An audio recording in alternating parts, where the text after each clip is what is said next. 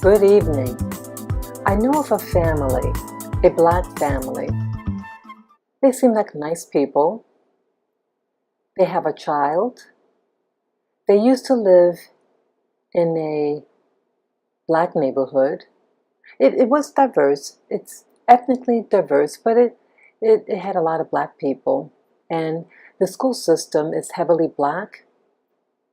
And you also have some Asian, but it's a poorer community. They had the opportunity to move, and they had the child. They moved to a predominantly white neighborhood and in a white school system for their child. Now, this family, this black family, loves their child, do things with the child, go out places, vacation, buy toys, and, all those things that a child would like. But as the child got older and entered college, the child did not seek out black women. They sought out white women. Now, I started to question, and that family started to question, how could something like that happen? They were good people, and why wouldn't this black child, male child, not like his own?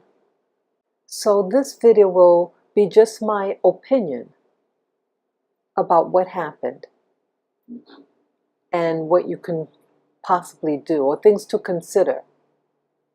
Now, I think it's very good to educate your children, regardless of gender, to educate your children. And when you select a school, for one thing, you have to consider the repercussions of moving into a predominantly white area and a white school system. When you left your old neighborhood and moved to a new one, now the child in their mind is wondering, why did we move? What was wrong with where I lived? Unless you had to move because your job relocated you.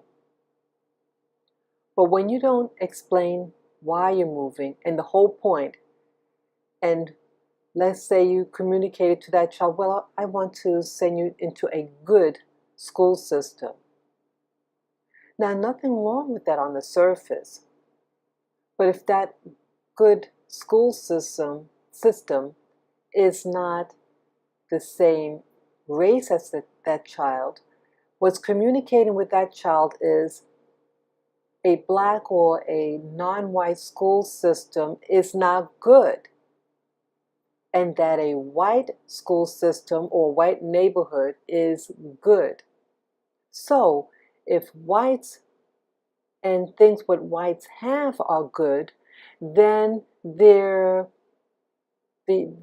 children are good for dating and not your own. I think that's what happened. You communicate to your children indirectly by the choices you make for your family. And when you move your child into a white district, you're telling that child in screaming ways, even though you're not screaming, but it's a strong message that you're not good and to leave and avoid being with your own. And so what happens? The kid learns by example and not seek out his own, to not identify with his or her own. So those who have children, if you're a black family, I suggest that you homeschool. Because one thing that child's going to say, hey, my family loves their own family, and that's why I'm home. That they love me that much, and that they're nurturing me one-on-one because they really love me and they're giving me all this attention. And if you have a curriculum that enforces their value because of who and what they are, and to teach their history, I think that child would have a better outlook about themselves and the community. And also, let's say, church. Maybe to be in a church that has people that look like the child, or that have, and their outlook to be the same. So everything is reinforcing what outcome you want. So if you want your child to date black, to date of the opposite sex, then you have to groom them for that. Groom them for how they dress, so that the person of the opposite sex will find that that's attractive, that they have an education, so they could create a job for themselves. Something. So everything is all reinforcing each other.